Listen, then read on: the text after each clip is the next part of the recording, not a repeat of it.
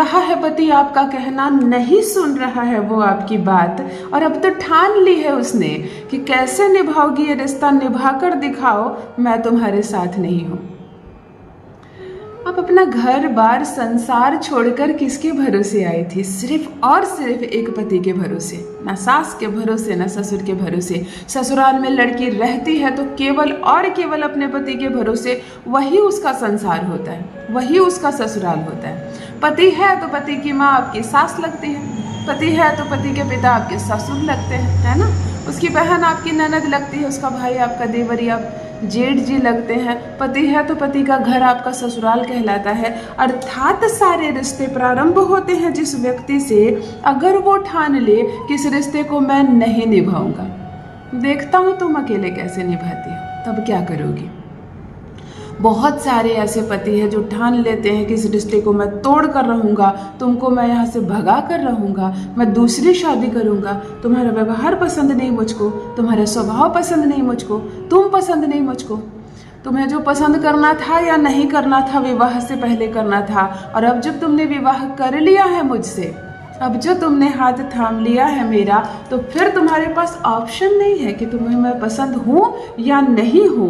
मैं तुम्हारी पत्नी हूँ और तुम्हें हर हाल में स्वीकार करना पड़ेगा।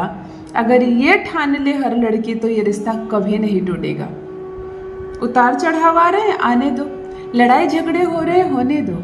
होते हैं लड़ाई झगड़े, होने दो, कोई बात नहीं। पति पत्नी का ये जो रिलेशनशिप होते हैं ना, ये झगड़े का रिलेशनशिप होते हैं। ये जो दो दिल है ना, ये कब पास आ जाते हैं पता ही नहीं चलता। खूब लड़ाई हुई, खूब झगड़े हुए, पता चले शाम को फिर बैठकर दोनों साथ में चाय पी रहे हैं। यही खूबसूरती है इस रिलेशनशिप की, और यही होना भी चाहिए। बात तब हाथ से निकल जाती है जब आपका पति पूर्ण रूप से आपके हाथ से निकल जाता है। आपको ऐसा समझ में आने लगता है कि लड़का रिश्ता नहीं निभाएगा मुझसे, क्योंकि इसका मन ही नहीं है इस शादी में आगे जाने का, इसका मन ही नहीं है घर बसाने का। बहुत सारी लड़कियां तो बेबी चाहती है, बच्चा चाहती है, पति नहीं चाहता है, क्योंकि वो परखना चाहता है कि पता नहीं ये लड़की मेरा साथ निभाएगी या नहीं, मैं अभी क्यों अपने परिवार को आगे बढ़ाऊँ। ऐसे ऐसे भी मूर्ख लड़के होते हैं। अरे घर बसाओ तो, परिवार आगे बढ़ने तो दो, जैसी भी लड़की होगी तुम्हारे साथ बस जाएगी, इतना शक इतना संदेह नहीं करते हैं इस खूबसूरत से रिश्ते में। यदि तुम्हारा पति भी तुम्हारा कहना नहीं मानता और हो रहे हैं खूब सारे झगड़े दिन रात, सबको ये बात मालूम है कि ये रिश्ता नहीं चलेगा, ये रिश्ता नहीं टिकेगा, तब करते हैं एक अद्भुत एक चमत्कारिक प्रयोग। ये रिश्ता ऐसा टिकेगा कि लोग भी हैरान रह जाएंगे कि जोड़ी हो तो ऐसी हो। आज मैं कहती हूँ पति के खाने में सिर्फ एक चीज़ मिलाकर उसको खिला देना, खिलाना ज़रूरी है। देखो, अगर बहुत लंबे समय से मायके में रह रही हो, पति का आना जाना नहीं है, तुम्हारा ससुराल आना जाना नहीं है, फिर मुश्किल होगी, फिर ये उपाय आपके लिए मुश्किल होगी, क्योंकि बिना पति इस चीज़ को खाए तुम्हारे कंट्रोल में नहीं आएगा, तुम्हारी मुट्ठी में नहीं आएगा।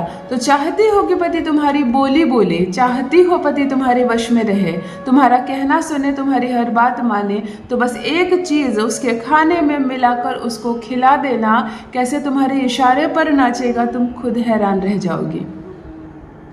पति का हर बात मानना भी आवश्यक है। अगर पति तुम्हारा कहना नहीं मानेगा तो वो किसी और का कहना मानेगा, और जब गृहस्थी तुम्हारी हो और पति किसी और का कहना माने तो इस गृहस्थी की क्या अवस्था होगी, क्या दुर्गति होगी, तुम खुद ही सोचो। इसीलिए पति तुम्हारी बात माने, तुम्हारे वश में हो, यह आवश्यक है कि पूर्ण रूप से वह तुम्हारी मुट्ठी में हो। तो चलो करते हैं पति को अपनी मुट्ठी में। एक ऐसा अद्भुत, एक ऐसा चमत्कारिक प्रयोग, घर नहीं टूटेगा, दिल नहीं टूटेगा, दो दिल अलग नहीं होंगे।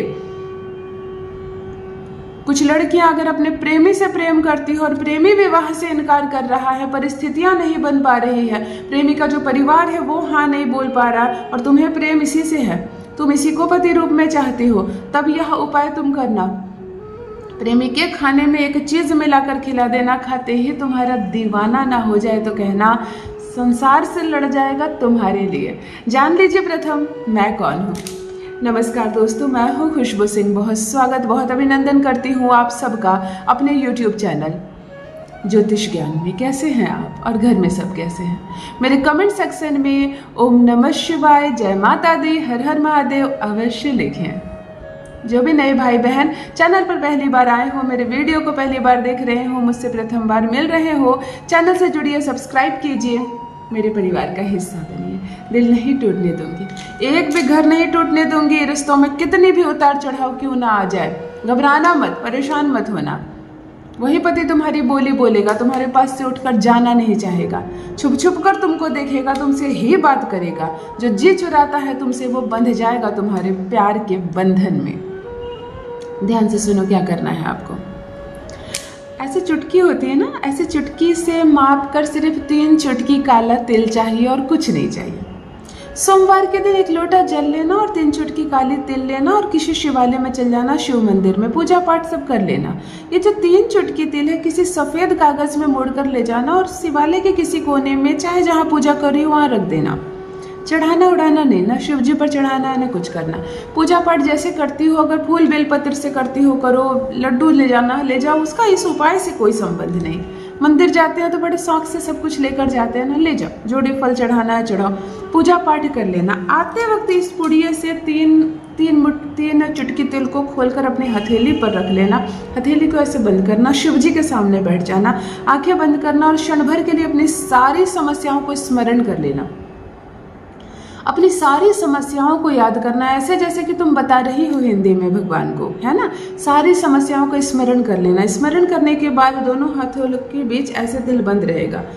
तिल बंद होने के बाद कहना भू स्वाहा भू स्वाहा भू स्वाहा वसम हुम फट वसम हुम फट वसम हुम फट। 3 बार पहला मंत्र, 3 बार दूसरा मंत्र, 6 बार करने के बाद इसको रगड़ना, थोड़ा सा रगड़ना कि तिल थोड़ी ऊर्जा से भर जाए, थोड़ा सा गर्म हो जाए। हमारे दोनों हथेलियों के बीच अगर हम किसी चीज़ को ऐसे मलते हैं तो वो चीज़ गर्म हो जाती है ना, इसको गर्म करने का प्रयास करना। गर्म करने के बाद जो लोटा है तुम्हारे पास जिसमें थोड़ा भी जल बचा कर रखना, थोड़ा भी जल बचा के रखना, उसी जल में इसको गर्म तिल को डाल देना, वो ठंडा हो जाएगा। बस चलो तुम्हारा काम हो गया। तुम्हारा पति न ठंडा पड़ जाए तुम्हारे सामने आते ही तो कहना कि जो बोली निकल रही है ना, तुम्हें छोड़ दूंगा, तुम्हें मायके में भेज दूंगा, सब खत्म हो जाएगी। घर आकर पानी से उस तिल को छान लेना, उसको पीस लेना, पाउडर कर लेना, कुछ भी कर लेना, किसी भी तरह से उस तिल के 5 दाने भी तुम्हारा पति भोजन में ज़रूर खाए। छुपाकर खिलाना, प्रसाद बोलकर खिला देना, किसी लड्डू में डालकर खिला देना, दाल में मिलाकर खिला देना, किसी नमकीन चीज़ में खिला देना, कोई फर्क नहीं पड़ता। वो भगवान का प्रसाद नहीं है कि नमक ना सटे। किसी भी तरह से पति 1 बार तो खाए, कम से कम 5 दाना खाए, संपूर्ण खा ले तो बहुत अद्भुत, बहुत अच्छी बात है। फिर देखो कैसे तुम्हारी मुट्ठी में रहेगा, कैसे तुम्हारी गुलामी करेगा। अवश्य करें, अपना अनुभव मेरे साथ भी अवश्य साझा करें। रखिए अपना ख्याल, रखिए अपनों का ख्याल। बहुत बहुत धन्यवाद।